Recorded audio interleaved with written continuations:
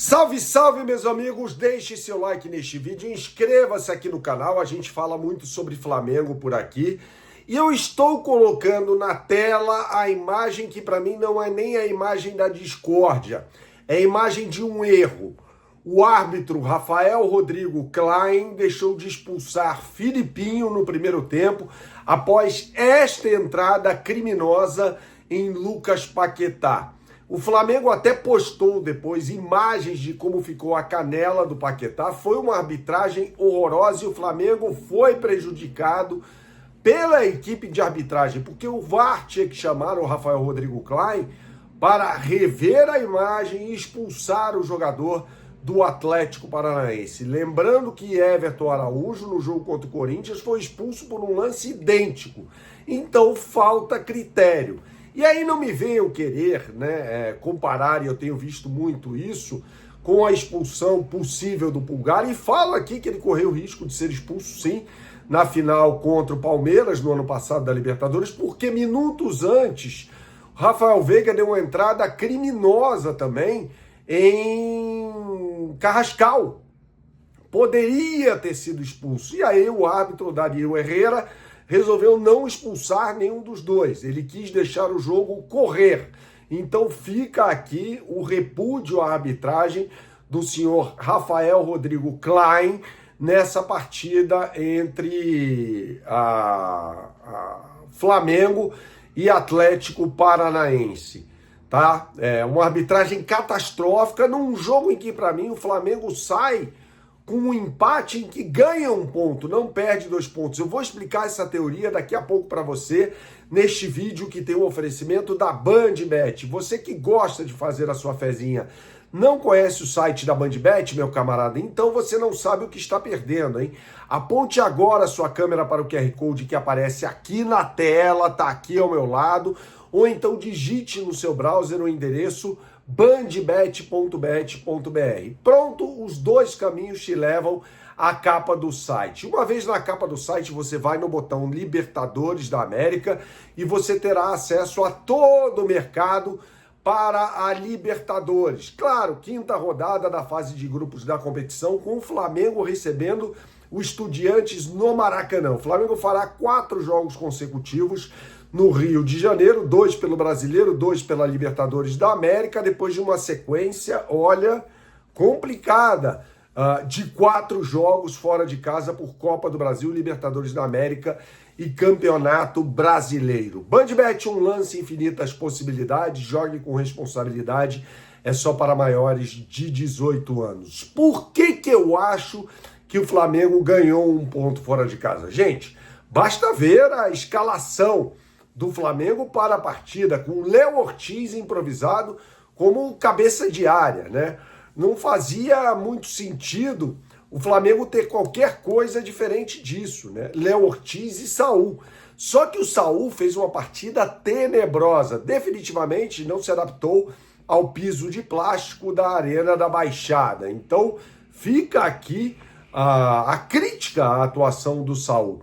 E também, embora o Flamengo tenha melhorado no segundo tempo, a crítica ao que fez o Leonardo Jardim, colocando o Everton Cebolinha no lugar do Samuel Lino, o ex-jogador do Grêmio entrando pelo lado direito. Eu não gosto desse tipo de posicionamento para o Everton Cebolinha, jogando pelo lado esquerdo já é lamentável, né? Pelo lado direito, então, nem se fala, não ia produzir absolutamente nada, e foi o que aconteceu.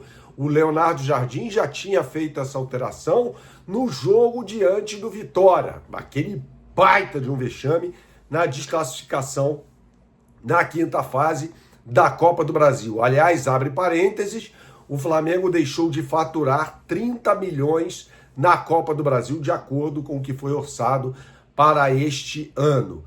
Pelo lado esquerdo, ele colocou o Bruno Henrique com o Carrascal centralizado e Pedro, tudo isso no segundo tempo. E o time do Flamengo melhorou. Depois até ele colocou Emerson Royal junto com o Varela, tal, numa dobra de laterais. Para quê? Para ter jogada de profundidade, fazer cruzamentos. Aliás, o Flamengo cruzou muitas bolas sobre a área do Atlético Paranaense.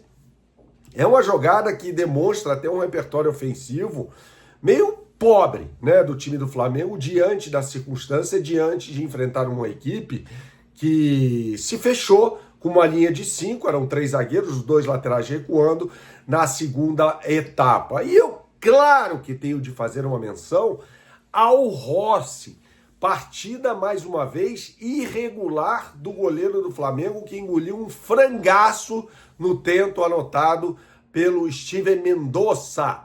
Depois ele fez aquelas 2 defesas no lance do Viveiros. Eu acho até que se fosse gol seria anulado pela condição clara de impedimento do atacante colombiano.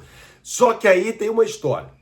Goleiro, para mim, pode ser tudo menos irregular. Prefiro ter um goleiro nota 7 do que um goleiro que seja nota 3 num jogo, nota 9 no outro. E foi a terceira pataquada consecutiva do goleiro Rossi pelo Flamengo. Ora, teve no jogo contra o Grêmio, teve no jogo contra o Vitória e agora no cotejo diante do Atlético Paranaense. Ele não pode fazer isso, o André precisa ser testado. Não sei se num jogo da Libertadores da América e talvez naquela série de amistosos que o Flamengo vai fazer, na chamada intertemporada, né? Eu detesto esse termo, mas é como as pessoas chamam esse período de treinamentos durante a Copa do Mundo. Para você entender melhor, né? Eu estou falando isso, embora eu repudie esse termo. Então o André precisa ter oportunidades. Mas aí é o seguinte, o Leonardo Jardim, claro, está acompanhando melhor do que ninguém os treinamentos do Flamengo e suponho que ele seja a pessoa que mais quer o bem do Flamengo, claro, depois do presidente, depois do José Boto. Ele não escalaria o André se o André estivesse voando nos treinamentos, tá? Então deve haver um problema aí, e aí a gente tem que cobrar o José Boto por essa contratação errada, né? Caso tenha sido de fato errada, para o Leonardo Jardim não ter a confiança, e demonstra isso pelas sucessivas escalações de Rossi no gol do Flamengo, né? Aliás, o José Boto, uma gestão, eu acho muito ruim à frente do futebol do Flamengo, já falei isso aqui algumas vezes, e eu acho que a crítica tem de vir no momento bom e no momento ruim. Se estiver bem, vai ser enaltecido, se estiver mal, vai ser criticado. E nesse momento, me parece digno de críticas, até porque são 2 janelas em que o Flamengo não contratou um substituto para o Pedro, que é um jogador que se machucar, ferrou. Vai ter que ser com o Bruno Henrique de novo. O Bruno Henrique entrou muito bem até na partida contra o Atlético Paranaense. Mas voltando ao início do vídeo, tá no contexto o lance criminoso da entrada do Filipinho sobre o Lucas Paquetá. Poderia ter quebrado a perna do Paquetá. Era para ter sido expulso. Saudações, até a próxima e tchau, tchau.